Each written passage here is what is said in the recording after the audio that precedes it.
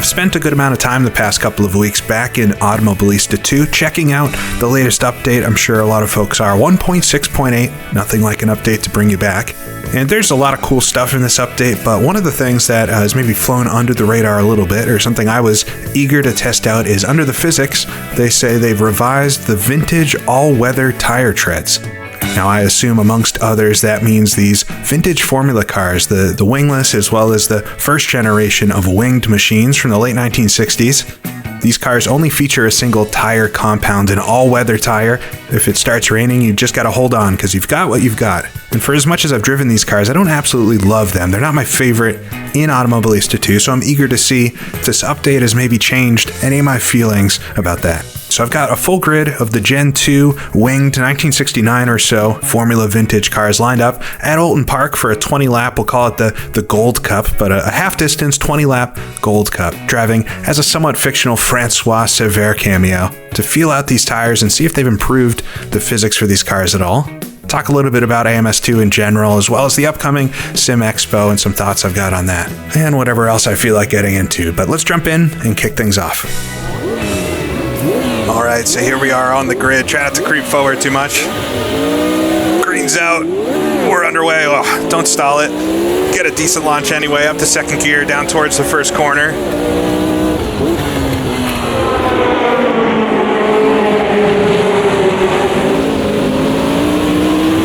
Over some of the extra rumble strips and head down the hill. We got a car to my right. Not really a place you'd want to be too wide. This track is so narrow. And with cold tires, they grip even less than usual. All right, get it on the throttle. Drag race with Lovely on my right. And nice and easy through this left-hander. The car just wants to understeer so much into the shell corner, down to first. I could have probably taken him there, but we'll be nice about it. All right, slide it onto the backstretch. Big bout of understeer there. So we'll get it through this sweeping right-hander past where the first chicane is. I love the no chicane version of this track. It adds so much to it, in my opinion. We'll come down to Knickerbrook, a terrifying corner without a chicane. And head up the hill now towards Druids. Big check up in front as everybody tries to find a place in line, I guess. Down to second gear for Druids corner. Nicely behaved so far. Sometimes the starts can be a bit chaotic, but everybody's found their spot in line. I got a little bit of a gap behind me, so come into the final corner, Lodge corner, down to first. Try to get a nice run out of here onto the front stretch. Come around and complete the first lap. All right, P14, I think that's where I started. Mid-pack, got a full 25 cars out here. We might have to fight some lap traffic towards the end, we'll see though. But I'm using the A-Fry skin pack for the 1969 cars, which skins them up like a lot of the Formula 1 grid and a lot of the F2 grid as well. That's why I said I'm impersonating maybe a fictional Francois Cevert, because this is very much his F2 car from 1969. He didn't make his Formula 1 debut till 70 with Matra. But I love Francois Cevert, and his helmet contrasted against the yellow car here is a perfect combo in my opinion. So it's a lovely car to drive. It's the V8 version of these cars. This is the generic, one of the generic ones. So we got a bit of a run on the group in front. They seem quite slow through that right-hand kink onto this backstretch. How daring should I be on the brakes here? Down to second. Oh, a car running wide ahead as everybody stacks up behind. Side by side as we'll come up towards Druids. Don't want to link wheels. All right, clear them just barely there. A little bit of give and take, you'd imagine.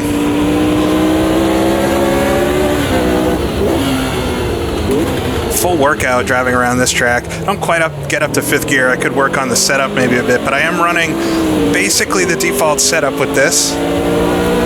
And I did tweak the power ramp angles for the drivetrain. I increased those a bit so you get a little bit more of that throttle steer, which is what makes these cars so lovely in my opinion.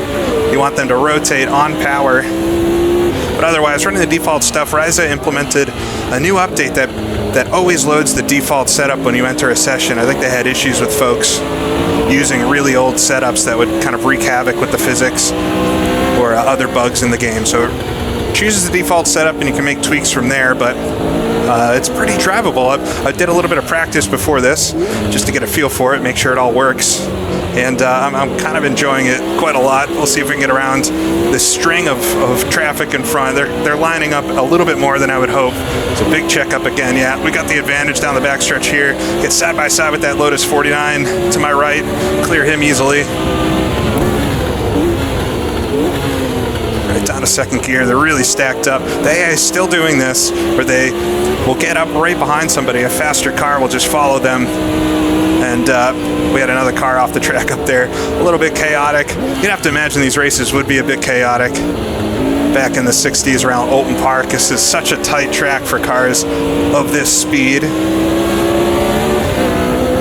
But it's very thrilling. It's a good one.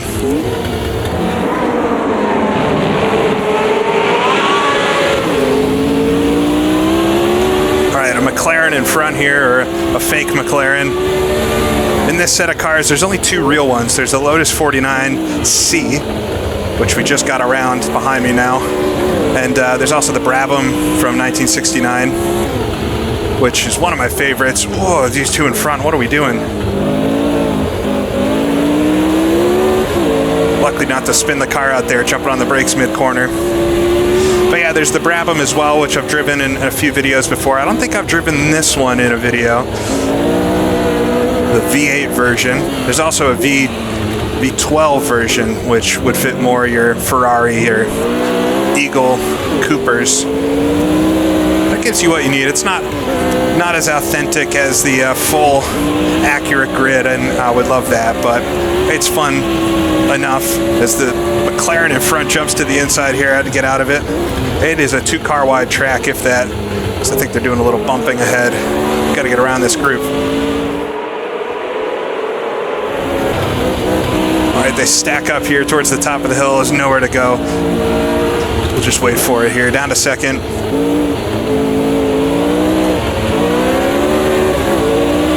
There's one of the Matras on the inside there. This would have been high time for Matra Jackie Stewart. I'm not sure if that's him or not.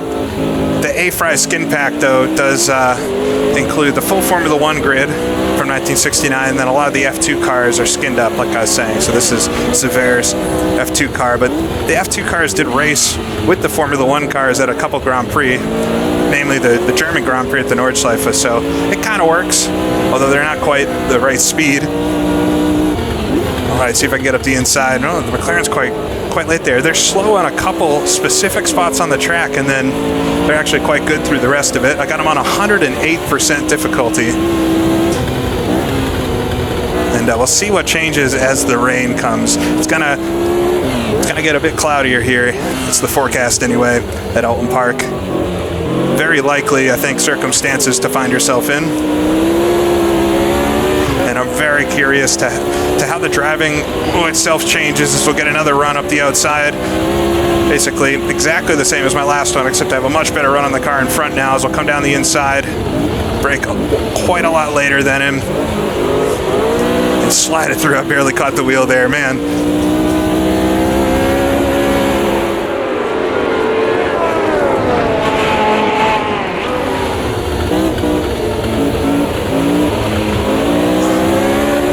Tiptoe through Druids. The big pack of cars in front now. I don't know if the leaders are these ones. I'll have to see what spot I'm in now, or if the leaders have run away or not.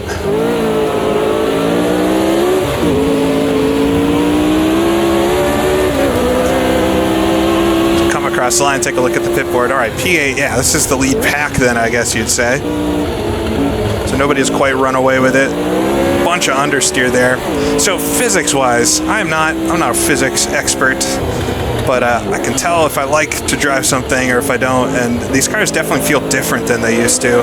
And I feel like it's most apparent at the slower speeds, where there's a much better sensation of grip at a slower speed, which is something that can sometimes be missing with the cars like this. When you get to the lighter downforced cars, the 60s cars, especially if you go to Grand Prix Legends or something, they're famously kind of on ice seeming, where the cars had no grip. Let's get that run once again. There's a tire sitting in the middle of the track there. That's no good.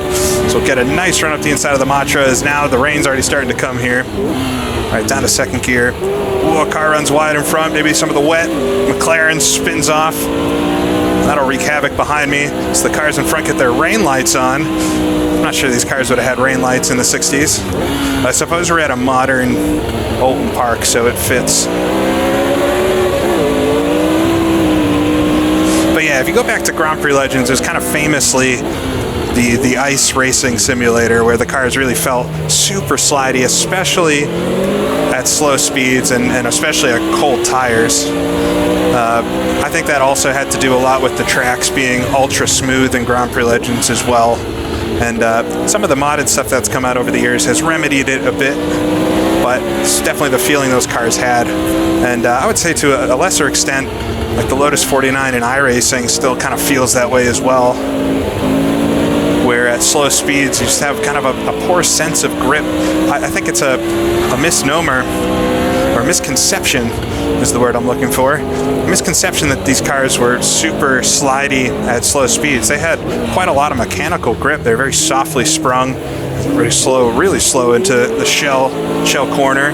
So this Ferrari in front maybe has a mechanical, so he's going to really hold me up there. Well, is that a lapped car? That is a very slow car, man. All right, I don't hate that. All right, down to second gear. Oh, Knickerbrook, it's a bit slick now. I can start to feel it a bit. The track still seems mostly dry, but it's going to get a lot slicker as we go. Really, I could really pass them up here, but there's just nowhere to do it. So we have a McLaren right on me now.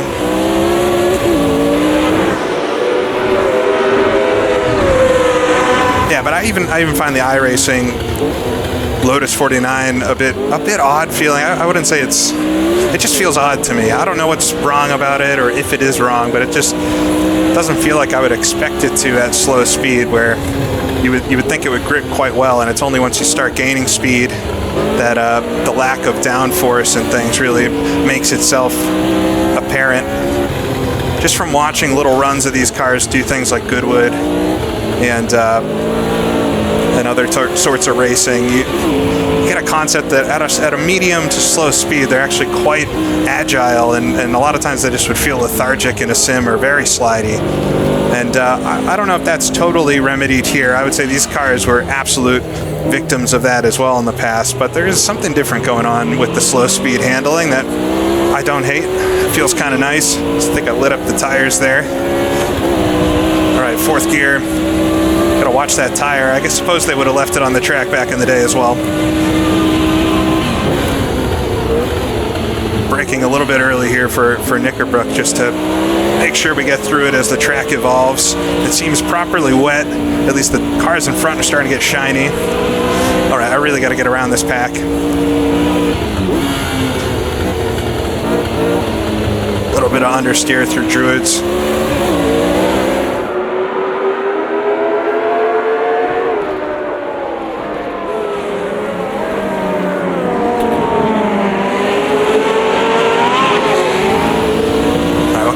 Been ignoring my pit board each lap. It's a SimHub pit board made by Red back quite a while ago, but P7, 12 laps to go, I believe is what that would be.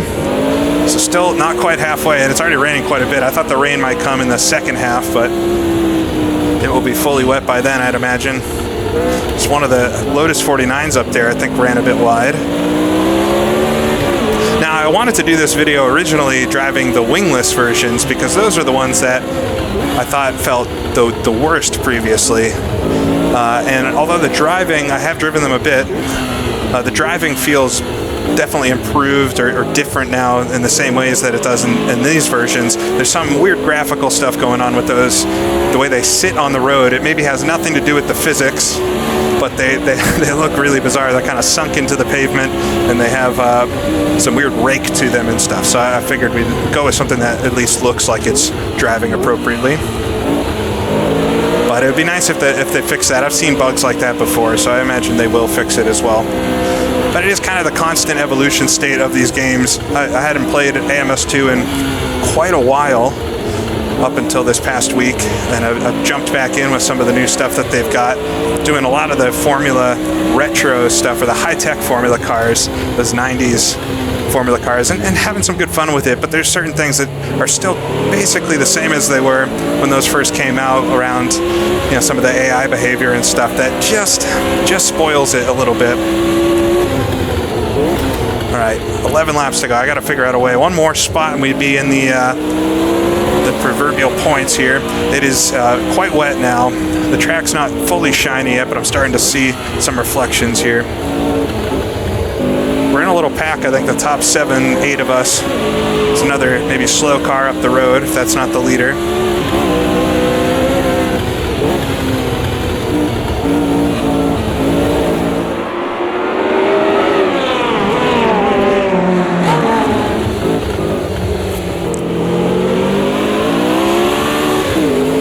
Big leak with some of the updates coming was all the stock car stuff that they accidentally released, and it'll be neat to have that in this game, but I'm very curious how the AI will adapt to it, because the oval AI has not been the best feature in this game, and maybe it'll be good for online racing mostly. But oh, the two in front, there's an AI faux pas for you. We've seen the same mistake. It's cool the first time, but you see the same mistake lap after lap, and it's not the best, most immersive experience, I guess you could say. All right, these three, it's properly wet now. I mean, I guess you could imagine cars running off the road if it was raining, but it's when you see it in the same corner lap after lap that it kind of spoils it. Whoa. Car in front had a little bit of a slide there too as I locked up the brakes. I've been working on my braking. I'm sure I'll get a comment or two on this video. I had maybe the idea of not putting the cameras on at all for this. But yeah, I've been working on my downshift heel toe and trying not to modulate the brake so much. And I have moved my pedals. That was the #1 bit of feedback I got, which I knew was a thing. And from the video angle, they probably still look like they're almost even, but they're quite offset. At this point, I've got about an inch. The brake pedal's about an inch ahead of the throttle when they're both fully upright. But it has helped a bit to move that brake pedal so that you have to, that's offset, so that when you hit the throttle, oh, as the car really bogs down there. So when you hit the throttle, you're not having to pull the brake back to do it. Wow, I got a great run that time. We'll cheese him a bit down the backstretch. Shaq EX on the left, just can't figure it out today. So these three play bumper cars with each other. Yeah, I would say this isn't doing it for me AI-wise, as we really almost go off the track there. Fully lit him up.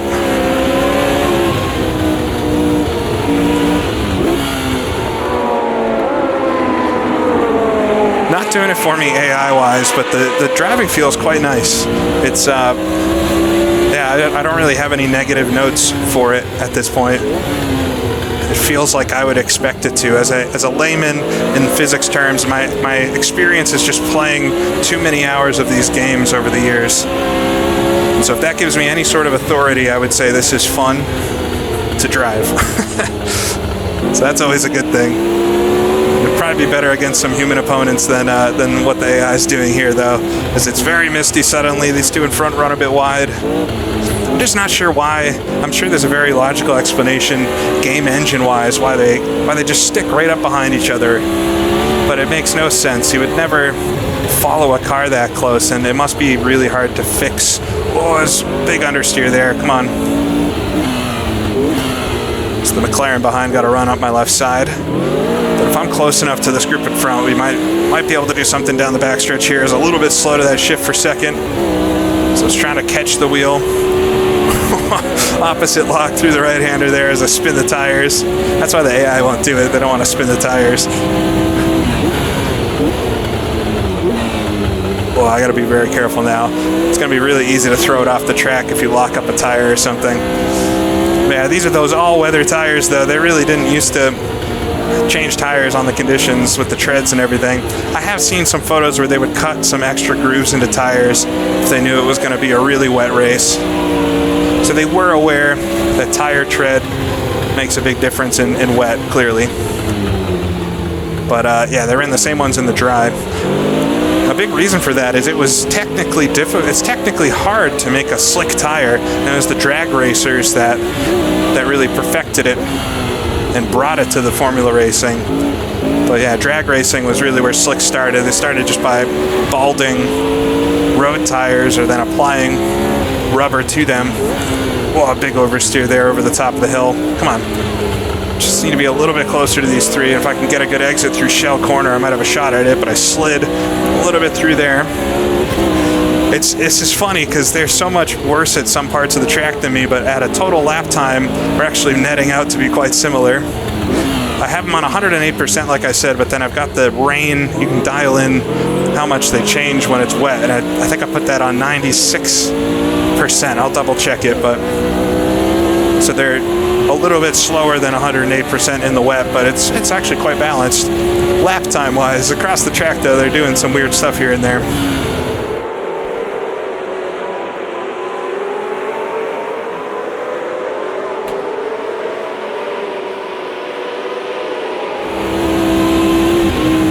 In front, did he blow up or something? I see a bunch of smoke coming out. All right, the Brabham in front is gone. Jackie Hicks retiring early from the Gold Cup. That leaves me with the two Lotus 49s, I think the 2 liters. I don't know if that'll simplify things for them and they'll actually try to pass each other or not. I have a feeling the second place car is just stuck trying to get around the first place one. Or they're trying to do a photo finish for the sponsors. All right, I'm P4 actually, because I got Hill in front, so there's actually another car in front of these two. We got 7 laps to go, if I can make it that far without throwing it off the track.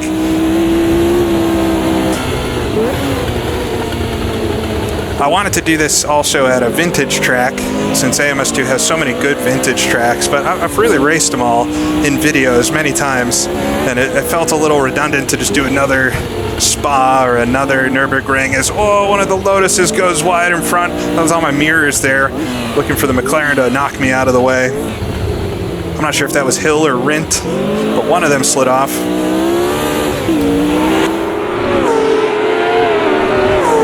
Get it nice and steady on the backstretch here. Whoa. It's very lively. Yeah, it feels redundant just to do another race around Spa or the Nürburgring or Monza or something. They're classics and they're fun, but it's fun to race at different places, and this is a very old school track, even though it's a modern version of it. So I absolutely eat up the lead up Deer's Leap there, or up the hill into Druids. Oulton Park couldn't be much less of a classic circuit, even though it's a modern version of it here. Slide the rear end into the corner. Yeah, I'm enjoying the driving experience. All the little details. I've been playing so many of the old sims really religiously the past few months. And some Grand Prix Legends, but also the older IndyCar game and NASCAR and all this old stuff. And it's the little details that I think are the biggest thing. There's so many things that have improved. Graphics are obvious and things like that, but it's all the little details, the little things that can change with the car, the track surface, and all the detail you get from that really keeps the experience alive. But as far as an immersive race goes, I don't know. I don't really believe like I'm racing 1960s Grand Prix Legends here. And I mean that in the real sense, not the game title. But yeah, I don't feel like I'm racing against the actual drivers of the 60s season, and maybe that's childish of me to think that could be possible, but it feels more possible in the older games, so that's why I like those.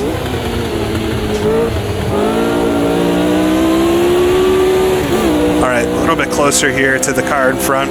Come over the top of the hill. Ooh, as it dances there. Yeah, they're really slow up the hill. I think they just don't like spinning their tires, and you kind of have to get used to that in these cars. I feel like the physics of the AI are exposed a little bit in cars where they have to slide. It was nothing more apparent than the trophy truck that they released for this. When was that? A while back, but they released one of those stadium, Robbie Gordon stadium truck things, and you can just tell. I mean, the AI have no suspension movement, no body roll or anything, and as the player, when you're driving those things, you're all over the place. It's quite entertaining as I get it a little bit wrong there. Tire on the paint. Yeah, but driving those trophy trucks as the player, you're all over the place, and it's really fun. But then you go to race against AI, and they have none of the same characteristics that you do, and it really spoils it. It doesn't feel like at all that you're racing against the same type of car. So I really lose them through this first part of the lap. But once we get around this corner, I seem to be a lot better through the second half. You can see a definite line around some of these corners. And I don't know how well AMS2 models surface variation or anything like that, like iRacing's wet weather does. That's a whole other level of things.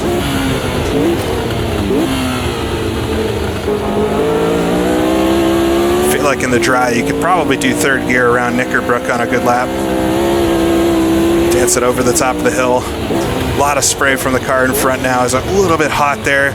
Coming into Druids, get it settled. Yeah, we're sliding a lot now. It's been a really pleasurable drive thus far, though. I want to say that before I spear off into the grass at some stage here, but very much enjoying the driving sensation.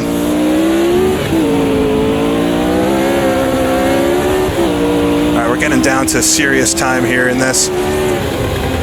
4 laps to go on P3. I got Graham Hill in front of me,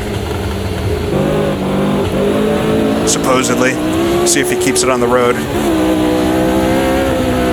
Graham was kind of notorious for being that tortoise in the hare, the tortoise in that story, where he wasn't the most outright quick always, although he was very good on his day, but he was very mechanically gentle to cars and could make things last, and that was a really important characteristic back in these days. And quite a few of his wins just came from being there when others weren't, through attrition and things. Monte Carlo comes to mind as well. There's one year I think Jim Clark was almost like a full lap ahead of the whole field, and he ended up breaking his engine towards the end.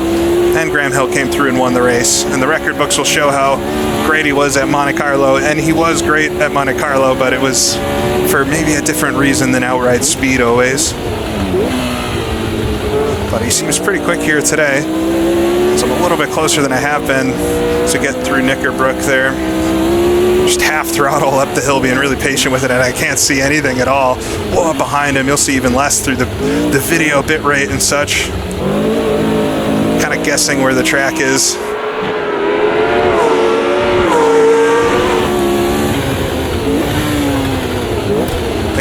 Thankfully, there's plenty of signs and things next to the track to use as braking markers. Not sure the 60s track would have that. As I come over the top of the hill, didn't quite get the throttle on very well. It's oversteering basically everywhere, aquaplaning as you come through. I was very narrow to the first corner there. I just couldn't see it. All right, we're only 3 laps to go. It would be nice to get around hill here. If I can do it without throwing the car off the road, that'd be nice.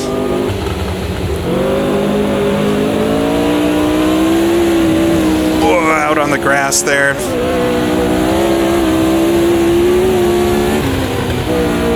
Yeah, losing him a little bit.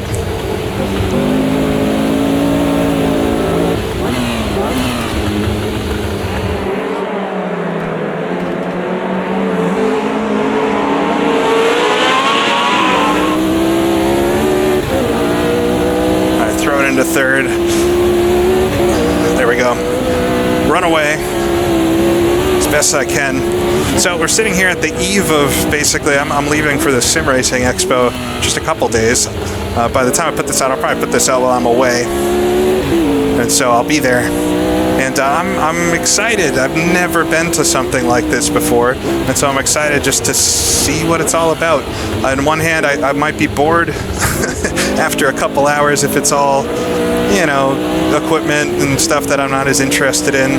But I'm excited to meet some folks and try out a few things, and I'll be curious if there's anything there that piques my interest in, you know, stuff I get to try, either equipment-wise or more software, honestly, is what excites me. But yeah, will anybody at the Sim Racing Expo have any sort of hardware that could entertain a vintage enthusiast? I have no idea.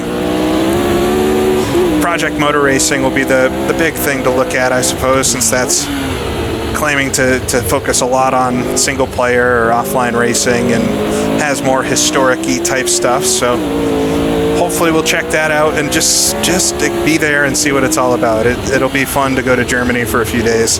I've been to Germany a few times, but never Dusseldorf or Dortmund area. So people left me, as I run a bit wide there. It is so slick now as the McLaren gets side by side with me.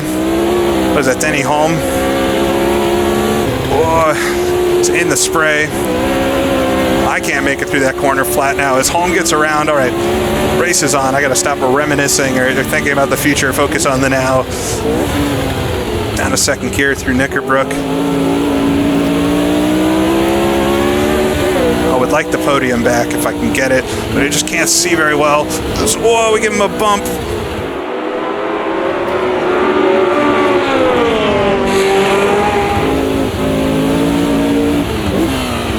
Well, I'm sure we would go flying through the air in real life had we done that. If not just the suspension collapsing completely, but we get away with it. As he runs away a bit in front, I cannot see it all. All right, through Lodge. What do we got? One more lap after this? I'm just so slow through the first part of the lap that he was able to sneak around. Yeah, one lap to go. McLaren, it's Bruce in front. All right, Bruce. I haven't been keeping an eye on my pit board well enough to know who it was. Dance it through the exit of turn number 1 there, down the hill.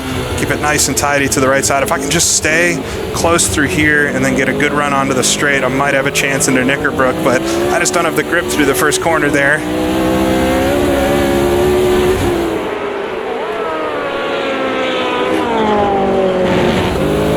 It is very slick. It is not easy to keep these cars pointed in the right direction. Never mind try to pass. All right, I was just way too wide last time through here as I'm a little far back. We'll see what I can do here, though. I had to get out of it.